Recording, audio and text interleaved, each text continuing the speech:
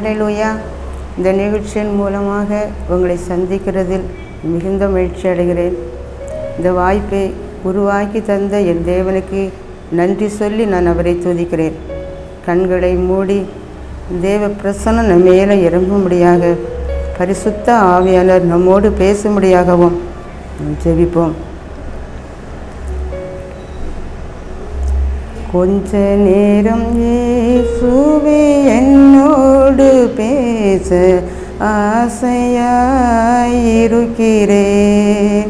கொஞ்ச நேரம் இயேசுவே என்னோடு பேச ஆசையாயிருக்கிறேன். உம்மோடு பேசிட ஆசை, குரல் கேட்டிட ஆசை, உம்மோடு பேசிட ஆசை, குரல் கேட்டிட ஆசை ஆசை.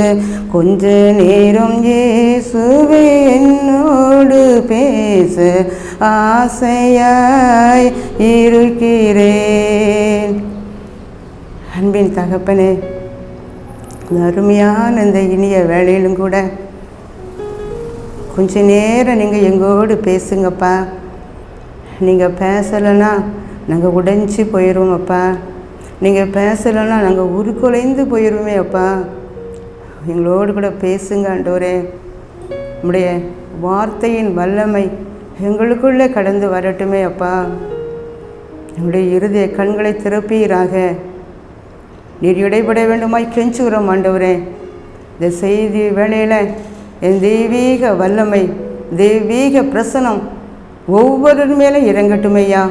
ஆவியானவரை பொறுப்படுத்தி கொள்ளுங்க. இயேசுவின் இன்ப நாமத்தில் ஜெபிக்கிறேன் நல்ல பிதாவே, ஆமென். சற்று நேரமாக நாம் தியானிக்க போகிறோம். நேற்றும் இன்றும் என்றும் மாறாதவராகிய இயேசு கிறிஸ்துவின் இன்ப நாமத்தினாலே உங்கள் எல்லாரையும் கூட நான் வாழ்த்துகிறேன். சங்கீதம் 8:3-4. உமது விரல்களின் கிரியையாகிய உம்முடைய வானங்களையும் நீர் ஸ்தாபித்த சந்திரனையும் நட்சத்திரங்களையும் நான் பார்க்கும்போது, மனுஷனே நீர் நினைக்கிறதற்கும் மனுஷகுமாரனே நீர் விசாரிக்கிறதற்கும் அவன் எம்மாத்திரம். தாவீது கர்த்தருடைய சிருஷ்டிப்பை எல்லாம் நோக்கி பார்க்கிறாரு. மகிமையான சூரியனை பார்க்கிறாரு, வானங்களை பார்க்கிறார், நட்சத்திரத்தை உற்று கவனிக்கிறார். அதன் பிறகு மனிதனை பார்க்கிறார். இவ்வளோ பெரிய சிருஷ்டி கர்த்தர் மனுஷனை நினைக்கிறதற்கும் அவனை விசாரிக்கிறதற்கும் அவன் எம்மாத்திரம் என்பதை ஆச்சரியப்பட்டு கூறுகிறார். எம்மாத்திரம் அப்படின்னு சொன்னால் தகுதி இல்லை அப்படிங்கிறது ஒரு பொருள். யோபு பக்தனும் மனிதனை குறித்து இவ்விதமாக கூறுகிறார். யோபு 25:6 புழுவாக இருக்கிற மனிதனும் பூச்சியாக இருக்கிற மனுபுத்திரனும் எம்மாத்திரம் அப்படின்னு சொல்கிறார். இந்த அருமையான வேத பகுதியில் கர்த்தர் 2 காரியங்களை செய்திருக்கிறார். ஒன்று, மனுஷனை நினைக்கிறார். 2வது, அவனை விசாரிக்கிறார். மனிதன் மேல் மனது உருகி நினைக்கிறது மட்டுமல்ல, அன்போடு அவனை கருசனையோடு விசாரித்து உதவி செய்கிறார். ஒரு நாள் தீர்க்கதரிசி ஆகிய சாமுவேல் தாவீதனுடைய தகப்பன் ஈசாயின் வீட்டுக்கு செல்கிறார். ஒரு பலி விருந்தை ஒன்று ஆயத்தப்படுத்துகிறார். அந்த பலி விருந்துக்கு அந்த ஈசாயின் எல்லா குமாரரையும் அழைத்தார். தாவீதனுடைய தகப்பன் ஈசாய் தன்னுடைய 7 குமாரரையும் தீர்க்கதரிசியாகிய சாமுவேல் முன்பதாக ஒவ்வொருவராக நிறுத்துகிறார். 8வது மகனாகிய தாவீதை தன் தகப்பன் மறந்து போய்விட்டார். ஆனால் கர்த்தர் அந்த தாவீதை மறந்து போகவில்லை. தாவீது அங்கு வருகிற வரைக்கும் அந்த பலி விருந்தை கர்த்தர் தாமதம் பண்ணுகிறார். ஒவ்வொருவராக சாமுவேல் தீர்க்கதரிசி முன்பாக நிறுத்தும்போது ஆண்டவர் அந்த சாமுவேல் தீர்க்கதரிசியோடு சொல்வார், இவனை நான் அபிஷேகம் பண்ண தெரிந்து கொள்ளவில்லை, இவனை நான் தெரிந்து கொள்ளவில்லை. ஒவ்வொருவரையும் கர்த்தர் அப்படி சொன்னார். தாவீதை கொண்டு முன்னால் நிறுத்தின பிறகு இவனைத்தான் நீ அபிஷேகம் பண்ண வேண்டும் என்று சொன்னார். எல்லா சகோதரர் நடுவில் அந்த தாவீதை கர்த்தர் சாமுவேல் தீர்க்கதரிசி மூலமாக அபிஷேகம் பண்ணினார் என்று வேதத்திலே வாசிக்கிறோம். தாவீதின் குடும்பத்தில் இருக்கிற அவனுடைய அண்ணன்மார் எல்லாரும் உயர்ந்த நிலையில் இருந்தாலும், சவுலின் இராணுவத்தில் பணிபுரிந்தாலும், இந்த தாவீதை முன்னால் கொண்டு வர வேண்டும், அவன் ஏதாவது உதவி செய்ய வேண்டும் என்று சொல்லி ஒருவருக்கு கூட அந்த எண்ணம் வரவில்லை. தாவீது கூட விதமாக சொல்கிறாரு, செத்தவனை போல நான் எல்லாராலும் முழுவதுமாக மறக்கப்பட்டு போனேன் என்று சொல்லி அவர் அழகாக வேதத்தில் சொல்லியிருக்கிறாரு. ஏனென்றால் எல்லாரும் அவனை மறந்து விட்டாங்க. தன்னுடைய வாழ்க்கையில் அவர் அடைந்த வேதனைக்கு ஒரு அளவில்லை. இப்படிப்பட்ட பல சூழ்நிலை வரும்போது உடைந்த பாத்திரத்தை போல் அவன் இருதயம் நொறுங்கி போகும். அப்படிப்பட்ட ஒரு நிலையில் இருந்த தாவீதை தகப்பன் மறந்தாலும், சகோதரர் மறந்தாலும் கர்த்தர் அவனை மறக்கவில்லை. அதான் தாவீது சொல்கிறாரு சங்கீதம் 40:17, நான் சிறுமையும் எளிமையுமானவன், கர்த்தரோ என் மேல் நினைவாக இருக்கிறார் என்று தாவீது கூறுகிறார். சிறுமையான தாவீதை நினைத்தது மட்டுமல்ல, தாவீதின் மேல் ஒரு ராஜரிக ஒரு அபிஷேகத்தை ஊற்றினார். தாவீதை விசாரித்தார். ஆடு மேய்த்து கொண்டிருந்த தாவீதை அவர் விசாரித்தார், நினைத்தார். ஏதாவது இந்த உயர்த்த வேண்டும், இந்த தாவீதை உயர்த்த வேண்டும் என்று சொல்லி நினைத்தபடியினால, சாதாரணமாக ஒரு ஆடு மேய்க்கிற சிறுவன் ஒரு உயர்ந்த ஸ்தானத்துக்கு வருவது மிகவும் ஒரு கடினமான காரியம். ஆனால் கர்த்தர் நினைத்தால் முடியும். தாவீதை ஒரு சமஸ்த இஸ்ரவேலருக்கும் ராஜாவாக அபிஷேகம் பண்ண வேண்டும் என்று கர்த்தர் விரும்பினபடினால அவனை அபிஷேகம் பண்ணினார். அதனால தாவீது ராஜாவாக ஆன பிறகு கூட அடிக்கடி அவர் சொல்லி துதிக்கிற காரியம் இதுதான். சங்கீதம் 136:23 நம்முடைய தாழ்வில் நினைத்தவரை துதியுங்கள், அவர் கிருபை என்றும் உள்ளது. பாருங்கள், நம்முடைய வாழ்க்கையிலும் அருமையானவர்களே, எத்தனையாக தாழ்மையான பாதை நம்ம கடந்து வந்திருக்கலாம். அப்படிப்பட்ட தாழ்மையான நேரத்தில் கர்த்தர் உங்களையும் என்னையும் அவர் நினைத்தார். அதனால தான் தாவீது சொல்கிறாரு, தாழ்வில் நினைத்தவரை துதியுங்கள். இன்றைக்கு ஒரு உயர்ந்த நிலையில் கர்த்தர் நம்மளை கொண்டு வந்து வைத்திருக்கலாம். ஆனால் நம் தாழ்வில் இருந்த தேவன், நினைத்த தேவனை ஒரு நாளும் மறந்து போகக்கூடாது. எப்போதும் அவரை துதிக்க வேண்டும். ஆண்டவரே, என்னை தாழ்வில் நினைத்தீரையா, உமக்கு நன்றி என்று சொல்லி ஒவ்வொரு நாளும் நன்றியுள்ள இருதயத்தோடு அவரை துதிக்க வேண்டும்.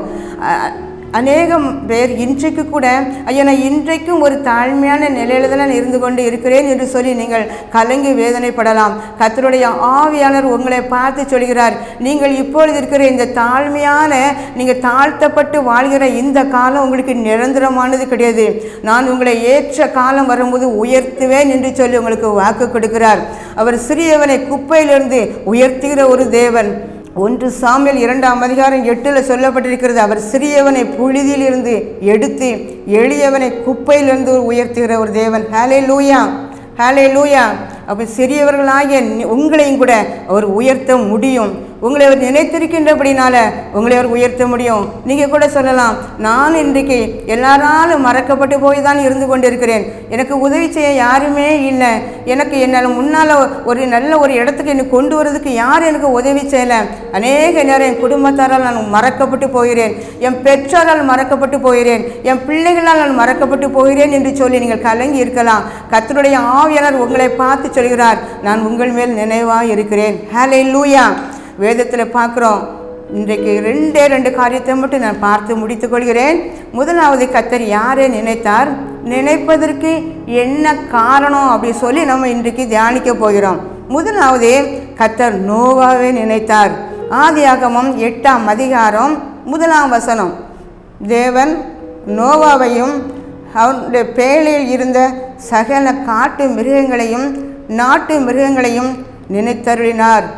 தேவன் பூமியின் மேல் காற்று வீச பண்ணினார், அப்போது ஜலம் அமர்ந்தது. இந்த காரியம் எப்போது நடந்தது அப்படி சொன்னால், நோவா காலத்தில் வாழ்ந்த மக்கள் அதிகமாக பாவம் செய்து அவங்களுடைய அக்கிரமம் தேவ சந்நிதியில் போய் எட்டினது. ஆதியாகமம் 6:5 சொல்லப்பட்டிருக்கிறது, மனுஷனுடைய அக்கிரமம் பாவம் பூமியில் பெருகினது என்றும். பாருங்க, அது மட்டுமல்ல, அந்த மனுஷனுடைய இருதயத்தின் தோற்றமெல்லாம் நித்தமும் பொல்லாதது என்று சொல்லி கர்த்தர் கண்டார் என்று பார்க்குறோம். அதனால் இந்த மனுஷர்களை நான் உருவாக்கினேனே, இவங்களை போய் நான் உண்டாக்கினேன் என்று சொல்லி அவங்களை உருவாக்கினதற்கு கர்த்தர் மனஸ்தாபப்பட்டார். அந்த 6, 7 2 வசனத்திலையும் கூட கர்த்தர் மனஸ்தாபப்பட்டார் என்று வாசிக்கிறோம். நான் கூட இந்த பகுதியை வாசித்து பார்க்கும்போது நினச்சி பார்த்தேன் பாருங்கள். இன்றைக்கு அருமையானவர்களே, உங்களை என்னை ஆண்டவர் உருவாக்கியிருக்கிறார். அவருடைய சாயலிலே நம்மளை உண்டாக்கி வைத்திருக்கிறார். நம்ம அவர் பார்க்கும்போது, ஐயோ என் மகனை நான் உண்டாக்கினது எனக்கு சந்தோஷமாக இருக்கிறது, அல்லது என் மகளை நான் உண்டாக்கினது என் சாயலே நான் உண்டாக்கி வைத்தேன், என் இருதயம் சந்தோஷப்படுகிறது என்று சொல்லுவாரா? அல்லது இவளை போய் நான் உண்டாக்கினேனே, என் மகனை போய் நான் உண்டாக்கினேன் என்று சொல்லி அன்றைக்கு நோவா காலத்து ஜனங்களை பார்த்து மனஸ்தாபப்பட்டது போல இன்றைக்கு அவர் மனஸ்தாபப்படுகிறாரா? ஆராய்ந்து பார்ப்போம். நமக்கு தெரியும் ஆண்டோடைய இருதயம் சந்தோஷப்படுமா அல்லது துக்கப்படுமா, மனஸ்தாபப்படுமாங்கிறதே நமக்கு தெரியும். இங்கே ஆண்டவர் சொல்கிறாரு, நான் இந்த ஜனங்களை உண்டாக்கினதற்கு நான் மனஸ்தாபப்படுகிறேன். அவருடைய இருதயத்துக்கு அது என்னச்சது? விசனமாக இருந்தது என்று பார்க்குறோம். பாருங்கள், அவர் அந்த நோவா காலத்து அந்த பட்டணத்துக்குள்ள நோவாவும் அந்த ஜனங்களோடே தான் வாழ்ந்து கொண்டிருக்கிறார். ஆனால் அங்கே ஒரு கூட்டம் ஜனங்கள் ஃபுல்லாக முழுவதுமே அவங்க பாவம் செய்தாங்க, அக்கிரமம் பண்ணினாங்க. ஆனால் நோவா அதற்குள்ளே வாழ்ந்தாலும் ஒரு நீதிமானாய் வாழ்ந்தான், உத்தமனாய் அவன் வாழ முடிந்தது. எப்போதும் தேவனோடு கூட சஞ்சரித்து கொண்டு இருந்தார். அப்போ கர்த்தர் அந்த ஜனங்களை பார்க்குறாரு. அந்த பாவம் செய்த அக்கிரமம் பெருக அந்த நோவா மூலமாக எத்தனையோ சுவிசேஷங்கள் அறிவிக்கப்பட்ட போதிலும் கூட அந்த ஜனங்கள் அதை ஏற்றுக்கொள்ள மனதில்லாமல் போயிட்டு அவங்க செவி சாய்க்கலை. அதனால தான் கர்த்தர் பார்த்தாரு, இவங்களை நான் சொன்னார். இந்த வசனத்தில் என்ன சொல்லியிருக்கிறதுனா, நான் சிருஷ்டித்த அந்த மனுஷனை இந்த பூமியின் மேலே நான் வைக்கவே மாட்டேன். இந்த மனுஷன் முதற்கொண்டு மிருகம், ஊரும் பிராணிகள், ஆகாயத்து பறவைகளை நிக்கிரகம் பண்ணுவேன் அப்படின்னு சொன்னார். பாருங்க, சொல்லிட்டு இவங்களுக்காக நான் மனஸ்தாபப்படுகிறேன் அப்படின்னு சொல்கிறாரு. அப்போ தான் அந்த நோவாவை பார்த்து இப்போ சொல்ல போகிறாரு. என்ன சொன்னார்னா, நோவாவை பார்த்து சொல்கிறாரு, அதாவது இந்த நோவாவும் நான் நிக்கிரகம் பண்ணும்போது நோவாவும் நோவாவோட குடும்பமும் அவங்களோட கூட சேர்ந்து அழிந்து போய்விடக்கூடாது. அதனால் கர்த்தர் நோவாவுக்கு கர்த்தருடைய கண்களில் தயவு கிடைத்தது, கிருபை கிடைத்தது என்று நம்ம வாசிக்கிறோம். கிருபை கிடைத்ததுனால நோவாவை கூப்பிட்டு கர்த்தர் பேசுகிறார், நான் அந்த ஜனங்களை அழிக்கப் போகிறேன், நீயும் உன் குடும்பத்தாரும் காக்கப்படுவதற்காக ஒரு பேழையை நீ உண்டு பண்ண வேண்டும் என்று சொல்கிறார். அந்த பேழை கொப்பேர் மரத்தினால் செய்யப்பட வேண்டும். அந்த பேழை எவ்விதமாக இருக்கும்? அது நீளம், அகலம், ஆழம், உயரம் எல்லாம் கர்த்தருடைய கையினால் அங்கே வரைபடம் போட்டு அந்த நோவாக்கு கொடுக்கிறார். இப்படி இருக்கணும், இத்தனை அறைகள் இருக்கணும், இந்த பேழைக்குள்ளே யாரெல்லாம் உள்ளே போகணும் அப்படி சொல்லி ஒவ்வொன்றாக அந்த நோவாவிடம் கர்த்தர் பேசுகிறார். பாருங்க, எல்லாம் சொல்கிறாரு. இங்கே பார்க்குறோம், அது மிகுந்த ஒரு கடினமான காரியம். ஒவ்வொரு பறவைகள், மிருகங்கள், ஊரும் பிராணிகள், ஆகாயத்து பறவைகள் எல்லாத்துலேயும் ஒவ்வொரு ஜோடு. அப்போ நான் நினச்சி பார்க்குறேன் பாருங்கள். இதை பார்க்கும்போது முதல்ல யானையை எடுத்துக்கிடுவோமே, ஒரு ஜோடி யானையை எப்படி தான் கூப்பிட முடியும் பாருங்கள். அந்த கடினமான காரியத்தையும் கர்த்தர் சொன்னார், நான் செய்வேன் என்று சொல்லி யானை முதற்கொண்டு ஒரு சிறிய பிராணியிலிருந்து பெரிய மிருகம் வரைக்கும் கூட ஒன்று கூட விடாதபடிக்கு ஜோடு ஜோடாக, ஆணும் பெண்ணும் ஜோடு ஜோடாக அந்த பேழைக்குள்ளே அந்த நோவா என்ன செய்தார்? பிரயாசப்பட்டு உள்ளே அனுப்பினார் என்று பார்க்குறோம். அந்த கர்த்தர் என்ன சொன்னார்? ஆதியாகமம் 7:5 நம்ம பார்க்குறோம், தனக்கு கர்த்தர் கட்டளையிட்டபடியெல்லாம் அவர் செய்தார் என்று பார்க்குறோம். பாருங்க, ஹல்லேலூயா. அவர் கர்த்தர் என்னெல்லாம் சொன்னாரோ கீழ்ப்படிந்து செய்தார். நோவா மழை பெய்ததை பார்த்ததே கிடையாது. ஆனால் ஆண்டவர் சொல்கிறாரு, நான் அந்த ஜனங்களை தண்ணினால ஜலத்தினால தான் அழிப்பேன் அப்படின்னு சொல்கிறாரு. நோவாக்கு தெரியாது, அவர் விசுவாச கண்களால் கர்த்தர் சொன்னதை அப்படியே பார்த்து தான் அந்த பேழையை பண்ணுறாரு. மழைன்னா அவருக்கு என்னன்னு தெரியாது, ஆனால் கர்த்தர் சொல்கிறாரு நிச்சயமாக மழை பெய்யும் அப்படின்னு சொல்லி தண்ணி வரும். அந்த விசுவாசத்தில் அந்த பேழையை அவர் உண்டு பண்ணார். பாருங்கள், எல்லா காரியமும் நடந்தது. பேழையை அவர் உண்டு பண்ணி கெட்டி கொண்டு இருக்கும்போதே அந்த ஜனங்கள் எல்லாரும் அவர் சிரிச்சிருப்பாங்க, கேள்வி பண்ணியிருப்பாங்க, பரியாசம் பண்ணியிருப்பாங்க. ஆனாலும் அந்த பேழையை கர்த்தர் சொன்னபடியே அவர் செய்து முடித்தார். குறிப்பிட்ட நாள் நாள் வந்தது. கர்த்தரே வந்தார்.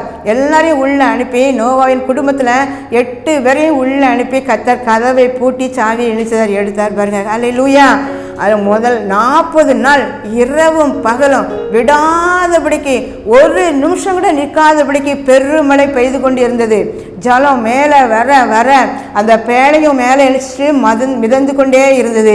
ஒரு 389 நாட்கள், ஒரு வருடத்திற்கு மேலாக அந்த பேழைக்குள்ளேயே இருந்தாங்க பாருங்க. எவ்வளோ கஷ்டமான காரியம். நமக்கு இன்னைக்கு இந்த கொரோனா காலத்தில் அதாவது ஊரடங்கு வரும்போது வீட்டை விட்டு எழுச்சக்கூடாது, வெளியே வரக்கூடாது சொல்கிறாங்க. ஆனால் வீட்டை விட்டு வெளியே வராமல் இருப்பதுக்கு நிறைய பேர் எழுச்சிதாங்க. டைம் போக மாட்டேங்க, எங்களுக்கு இருக்க முடியலன்னு சொல்லிட்டு எழுச்சுவாங்க. வெளியில் வந்து அங்கே டைம் பாஸ் பண்ண முடியலேன்னு வேதனைப்படுறாங்க, கஷ்டப்பட்டு உள்ளே இருக்காங்க. இங்கே நான் நினச்சி பார்த்தேன், 383 நாள் அந்த பேழைக்குள்ளேயே அந்த நோவாவின் குடும்பம் என்னச்சுது இருந்துச்சு. கர்த்தர் பார்த்தாரு. ஒரு நாள் அந்த பேழைக்குள்ளே இருக்கிற நோவாவை நினைத்து பார்த்தாரு. அந்த வசனம் சொல்கிறே, நோவாவையும் அவன் கூட இருந்த மிருகங்கள் எல்லாவற்றையும் கர்த்தர் நினைச்சாராம். அவர் நினைத்தார். நினைத்தபடினால ஒரு காற்றை வீச பண்ணினார். அவனை விசாரிக்காரு, உள்ளுக்குள்ளே இருக்கிறது ரொம்ப கஷ்டம். அவன் விசாரிக்காரு, காற்றை நினைச்சாரு, வீச பண்ணினார். காற்றை வீச பண்ணும்போது என்ன செய்யும், தண்ணி அப்படியே கொஞ்சம் காய ஆரம்பிக்கும். இஸ்ரவேல் ஜனங்கள் அந்த வனாந்திரத்திற்கு புறப்படுகிற முதல் நாளில் அவங்க எங்கே போய் சந்தித்தாங்க, ஒரு பெரிய செங்கடல் சூழ்ந்த சமுத்திரத்துக்கு முன்னால் நின்றுட்டு இருந்தாங்க. பின்னால் பார்வோன் சேனைகள். அப்போது தான் ஆண்டவர் நினைச்சாரு, அந்த செங்கடலை 2ஆக பிளந்து அந்த ஜனங்கள் கஷ்டம் இல்லாமல் ஈஸியாக நடந்து போவதற்காக அந்த ஈரத்தரையை கூட அவங்க நடக்க கஷ்டப்படுவாங்களேன்னு சொல்லிட்டு ஆண்டவர் கீழ் காற்றை வீச பண்ணினார் என்று பார்க்குறோம். ஒரு காற்றை வீச பண்ணினார். அந்த காற்று வீச பண்ணின உடனே அந்த தரையெல்லாம் உலர்ந்து போயிட்டு ஜனங்கள் மிகவும் எளிதாக நடக்க முடிந்தது என்று பார்க்குறோம். ஹல்லேலூயா. அதே போல தான் இங்கேயும் அந்த நோவாவுக்கும் நோவாவின் குடும்பத்துக்கும் வசதியாக இந்த பூமி மேற்பரப்பில் இருக்க தண்ணி எப்படியாவது என்னச்சணும் வற்றி போக பண்ணணும் அப்படின்னு சொல்லி கர்த்தர் காற்றை என்னச்சுதாரா அவர் வீச பண்ணினார். காற்று வீச பண்ணின பிறகு அந்த இடம் என்ன செஞ்சு அப்படியே சலம் வற்றி வற்றி வற்றிங்க உலர ஆரம்பித்தது. ஹல்லேலூயா. பாருங்கள், இன்றைக்கும் கூட அருமையானவர்களே, என் வாழ்க்கையில் ஒரு பேழைக்குள்ளே இருப்பது போல தான் அநேக கஷ்டங்களை நான் அனுபவித்து கொண்டிருக்கிறேன். கொடிய வியாதி, கொடிய வறுமை, தரித்திரம், பலவிதமான போராட்டங்கள் மத்தியில் நான் நினைச்சதேன் தவித்து கொண்டிருக்கிறேன். 1 மாதம் 2 மாதம் இளைஞர்களுக்கு விடுதலை கிடைக்குமா என்று சொல்லி வருஷம் 2 வருஷம் இப்படி பல விதமான மக்கள் நீங்கள் குழம்பி கொண்டிருக்கீங்க. இந்த வியாதி 1 வருஷம் ஆயிட்டு இனி இது குணமாகாதான், மருத்துவர் சொல்லிவிட்டார், நாள் ஆகிவிட்டது என்பதாக சொல்லி எப்படிப்பட்ட நிலையில நீங்க இருந்து கொண்டு இருந்தாலும் கர்த்தர் நோவா குடும்பத்தை ஆமென் 383 நாட்களுக்கு பிறகு நினைத்தார். அவனுக்கு ஒரு விடுதலை கட்டளையிட்டார். உங்க வாழ்க்கையிலும் கூட உங்க வாழ்க்கையிலும் ஒரு ஆசீர்வாதமான காற்றை நான் வீச பண்ணுவேன். அந்த காற்று வீச வீச வீச உங்க குடும்பத்தில் ஒரு பெரிய மாற்றம் உண்டாகும். ஹல்லேலூயா. இங்க பாருங்க, அந்த பேழை இணைச்சது இப்ப திறக்கப்படுகிறது. திறந்த பிறகு அந்த நோவாவும் நோவா குடும்பத்தில் எல்லாரும் நினைச்சுதாங்க அந்த உள்ள இருந்தெல்லாம் வெளியே வந்துக்கிட்டே இருக்காங்க. இந்த பேழையை கெட்டும்போது கூட அந்த நோவாவுக்கு பணம் வசதி குறைந்திருக்கும். ஏன்னா பெரிய ஒரு பேழை, அதுக்கு ஏராளமான பணம் தேவைப்பட்டிருக்கும். அந்த நோவா கூட தன்னுடைய நிலத்தை விற்று கூட அந்த பேழையை நினைச்சிருக்கலாம், கட்டி இருந்திருக்கலாம். ஆனால் இப்போ அவர் விசாரிக்கிறார், இந்த நோவாவுக்கு என்ன கொடுக்கணும், அதாவது ஏன்னா என் மூலமாக அவன் அநேக கஷ்டத்தைப்பட்டான், அதனால் அவனுக்கு ஏதாவது ஒரு உயர்வு ஏதாவது ஒரு ஆசீர்வாதம் கொடுக்கணும் அப்படின்னு நினைச்சார். பாருங்க, இப்போ அந்த பேனை விட்டு கீழே இறங்கும்போது அந்த பூமி சம பூமியாக இருந்து ஒரு வீடு கூட இல்லை, ஒரு மனுஷர் கூட அங்கே இல்லை. பாருங்கள், எல்லாமே அங்கே யாரும் குடியிருக்காத ஒரு இடமாக இருந்ததுன்னா எல்லாம் அழிக்கப்பட்டுச்சு. இப்போ விற்காமலே அந்த பாவிகளின் அனைத்தையும் பாவிகளின் ஆசிகள் அனைத்தும் அந்த நோவாவுக்கு அங்கே கொடுக்கப்பட்டது. பாருங்க, முழு உலகமும் அந்த நோவாவுக்கு சொந்தமானது. அந்த நோவாவுக்கு அந்த பேழையில பாதுகாப்பு இருந்துச்சு. இப்போ வெளியில் வந்த பிறகு கூட ஆண்டவர் அவனுக்கு செழிப்பே கட்டளையிடுகிறார். கர்த்தருக்காக இழந்தவர்கள் ஒரு நாள் வெறுமனையாக கர்த்தரை அனுப்பவே மாட்டார். அந்த நோவா கீழ்ப்படிந்து கர்த்தருக்காக அநேக நன்மைகளை இழந்திருக்கலாம், அநேக காரியங்களை அவர் ஒவ்வொரு நாளையும் கூட கர்த்தருக்காக அவர் கொடுத்திருக்கலாம், அநேக காரியங்களை தியாகம் பண்ணி செய்திருப்பார். ஆனால் இந்த நாளில் கர்த்தர் பார்த்தார், அவனுக்கு அந்த உலகமே சொந்தமாக்கி கொடுத்தார். 1000 மடங்கு திரும்ப தருகிற தேவன். அருமையானவர்களே, கர்த்தருக்காக கர்த்தருடைய ஊழியத்திற்காக நீங்கள் எதை தியாகம் பண்ணினாலும் நீங்கள் எதை இழந்திருந்தாலும் கூட கர்த்தர் இன்று உங்களை பார்த்து சொல்கிறார், இதெல்லாம் நீங்கள் இழந்தீங்களோ 1000 மடங்கு நான் உங்களுக்கு திரும்ப தருவேன், திரும்ப கொடுத்து உங்களை ஆசீர்வதிப்பேன் என்று கர்த்தர் கட்டளையிடுகிறார். ஹல்லேலூயா, ஹல்லேலூயா. பாருங்கள், இப்போ நோவாவை போல் என்று நாம் வாழ்க்கையில் வாழணும். நோவா என்ன செய்தார்? கீழ்ப்படிந்தார். கர்த்தர் சொன்ன காரியம் ஒரு கடினமான காரியம்தான். அந்த கடினமான காரியத்துக்கும் ஆண்டவர் சொன்னதை அவர் அப்படியே கீழ்ப்படிந்து செய்தபடியினால நோவாவுக்கு கர்த்தருடைய கண்களில் கிருபை கிடைச்சிது. அந்த நோவா எப்போதும் தேவனோடு சஞ்சரித்து கொண்டார் என்று பார்க்குறோம். பாருங்கள், உலகத்தில் வாழ்ந்தாலும் அநேக கஷ்டங்கள் அநேக பாடுகள் உண்டு. ஆனாலும் தேவனோடு ஒவ்வொரு நிமிடமும் கூட தேவனோடு பேசிக்கொண்டே இருந்திருப்பார், தேவனை துதித்து கொண்டே இருந்திருப்பார். டைமை வேஸ்ட் ஆக்காமல் அந்த உலகத்தில் உள்ள மக்களுக்கு உலக காரியங்களுக்கு அதிக நேரம் செலவு பண்ணாதபடி கர்த்தருக்கே கொடுத்திருப்பார் என்று நான் விசுவாசிக்கிறேன். தேவனோடு சஞ்சரித்தார். அவர் தேவனோடு சஞ்சரித்ததுனால அவர் நீதிமானாய் வாழ முடிந்தது. அவர் தேவனோடு சஞ்சரித்ததுனால ஒரு உத்தமனாக வாழ முடிந்தது. அவர் அப்படி வாழ்ந்தபடினால அவர் மூலமாக குடும்பம் காக்கப்பட்டது. அருமையானவர்களை, பெற்றோர்களாகிய நீங்கள் உங்கள் வீட்டில் எப்படி நீங்கள் வாழ்கிறீங்க? நீங்கள் அதை தேவனோடு சஞ்சரிக்கீங்களா? தேவனோடு பேசுதீங்களா? அல்லது நீதிமானாய் உங்களை வாழ முடியலையே, ஐயா நான் நீதிமானாய் வாழணும்னு நினைக்கிறேன் ஆனால் என்னால் வாழ முடியலைன்னு நினைக்கிங்களா? நீங்கள் தேவனோடு பேசுங்க, தேவனை துதிங்க. அப்போது அந்த இயற்கையாகவே நீங்கள் ஆண்டவரோடு துதிக்கும் போது நீங்கள் பரிசுத்தமான ஒரு வாழ்க்கை வாழ முடியும். நீங்கள் அப்படி இருக்கும்போது உங்கள் பிள்ளைகள் நினைச்சுவாங்க ஆசீர்வாதமாக இருப்பாங்க. உங்கள் பிள்ளைகளுக்கு ஒரு விசேஷத்த பாதுகாப்பு உண்டு. உலகமே பலவிதமான கொடிய வியாதினால் தத்தளித்து கொண்டு இருந்தபோது கர்த்தர் உங்களுக்கு உங்கள் பிள்ளைகளுக்கு ஒரு விசேஷத்த பாதுகாப்பை கட்டளிட்டார் அல்லவா? ஹல்லேலூயா. இனி வருகிற நாட்களிலும் கூட நீங்கள் அவர்களுக்கு முன்மாதிரியாக கர்த்தரோடு சஞ்சரிக்கிறவர்களாக நீங்கள் காணப்படும் போது உங்கள் பிள்ளைகளை கர்த்தர் ஆசீர்வதிப்பார். கர்த்தர் உங்களை நினைப்பார். உங்களுக்கு உள்ள எல்லாவற்றையும் கர்த்தர் நினைப்பார். உங்களை விசாரிப்பார், உங்களை உயர்த்துவார். ஹல்லேலூயா. அடுத்தபடியாக யாரை கர்த்தர் நினைத்தார் என்று பார்க்க முடியுது? பெருமூச்சு விட்ட இஸ்ரவேலரை கர்த்தர் நினைத்தருளினார் என்று பார்க்கிறோம். யாத்திராகமம் 2ஆம் அதிகாரம் 24ஆம் வசனம் 25. தேவன் அவர்கள் பெருமூச்சை கேட்டு தாம் ஆபிரகாமோடும் ஈசாக்கோடும் யாக்கோவோடும் செய்த உடன்படிக்கையை நினைவு கூர்ந்தார். இந்த பகுதியை வாசித்து பார்க்கும்போது தேவன் அவர்கள் பெருமூச்சை கட்டி, யாருடைய பெருமூச்சு? தன்னுடைய சொந்த ஜனமாகிய இஸ்ரவேல் ஜனங்களின் பெருமூச்சை கர்த்தர் கேட்கிறாரு. அந்த பெருமூச்சை கேட்டு ஆபிரகாமுக்கும் ஈசாக்குக்கும் யாக்கோவுக்கும் ஏற்கனவே பண்ணியிருக்கிறாரு, உன் சந்ததியை பாலும் தேனும் ஓடுகிற கானான் தேசத்தை நான் சுதந்திரிக்க கொடுப்பேன் என்று வாக்கு கொடுத்திருந்தார். அதையும் நினைத்து பார்க்கிறார். பாருங்க, ஒரு பக்கம் அவர் ஆபிரகாமோடு ஈசாக்கோடு யாக்கோவோடு பண்ணின உடன்படிக்கை நினைவு கூறுகிறாரு. மறுபக்கம் எகிப்தின் அடிமைத்தனத்துக்குள்ளே வேதனைப்பட்டு கண்ணீர் வடித்து பெருமூச்சு விட்டு கொண்டிருக்கிற அந்த இஸ்ரவேல் ஜனங்களை அவர் நினைச்சாரா? நினைவு கூர்ந்தார். இன்றைக்கு அநேகவர் அப்படிதான், எங்களை யாருமே நினைத்து பார்க்கல, எங்களை விசாரிக்கவும் இல்லை அப்படி சொல்லி நீங்கள் கலங்குதீங்க. நாங்கள் படுகிற கஷ்டம் யாருமே நினச்சல, எங்களை கண்டுக்கிடவே இல்லை, நாங்கள் அழுகிற அழுவை கூட யாருக்கும் கண் தெரியல அப்படி சொல்லி நீங்கள் எல்லாரும் எங்களை மறந்துட்டாங்க அப்படி சொல்லி நீங்கள் கலங்குதீங்க. ஒன்றே ஒன்று நினைவில் வச்சுக்கோங்க, இஸ்ரவேல் ஜனங்களுக்கு மட்டுமல்ல, இன்றைக்கு நீங்களும் நானும் தேவனுடைய சொந்த ஜனமாகிய இஸ்ரவேலர் தான். அன்றைக்கு இந்த இஸ்ரவேலுடைய பெருமூச்சை கேட்ட கர்த்தர் உங்களை மறப்பாரா? ஒரு நாள் உங்களை மறந்து போகிற தேவனே இல்லை. பெருமூச்சு அப்படின்னா என்ன அப்படி சொன்னால், வாழ்க்கையில் அநேக கஷ்டங்கள், இக்கட்டுகள், இன்னல்கள், நெருக்கங்கள், பாடுகள், இழப்புகள், வெட்கங்கள், அவமானங்களை ஒரு மனுஷன் சுமக்கும் போது வேதனைப்பட்டு தன்னை அறியாமல் கண் கலங்கி கண்ணீர் வடிக்கிறான். தாவீது கூட ஒரு விஷயம், தன்னுடைய மனைவி பிள்ளைகளை இழந்தபோது மிகவும் நெருக்கப்பட்டான், அழுகிறாரு. தனக்கு பலன் இல்லாமல் போக மட்டும் அழுதார் என்று வேதத்தில் வாசித்து அறிந்து கொள்கிறோம். அவர் இங்கேயும் கூட பாருங்கள், அழுக. ஒரு மனிதன் ஏதோ ஒரு காரியம் தாங்க முடியலை, அழுது கொண்டே இருப்பான். அது எப்போது ஒரு குறிப்பிட்ட நேரம் பலனே இல்லாமல் போயிடும். அழுவதற்கு பலன் இல்லை. அப்படிப்பட்ட சூழ்நிலையில் அந்த கஷ்டத்தை நினச்சி பெருமூச்சு விடுகிறான். பாருங்கள், நம்முடைய ஆண்டவர் அன்புள்ள தேவன். அவருடைய அன்புக்கு நீளம் அகலம் ஆழம் அளந்தறியவே முடியாது. அப்படிப்பட்ட ஆண்டவர் நம்ம பெருமூச்சு விடும்போது அந்த பெருமூச்சும் கூட கர்த்தர் நினைக்கிறார் என்று பார்க்குறோம். ஹல்லேலூயா. அப்படித்தான் இஸ்ரவேல் ஜனங்களுடைய பெருமூச்சை கர்த்தர் கேட்டார்.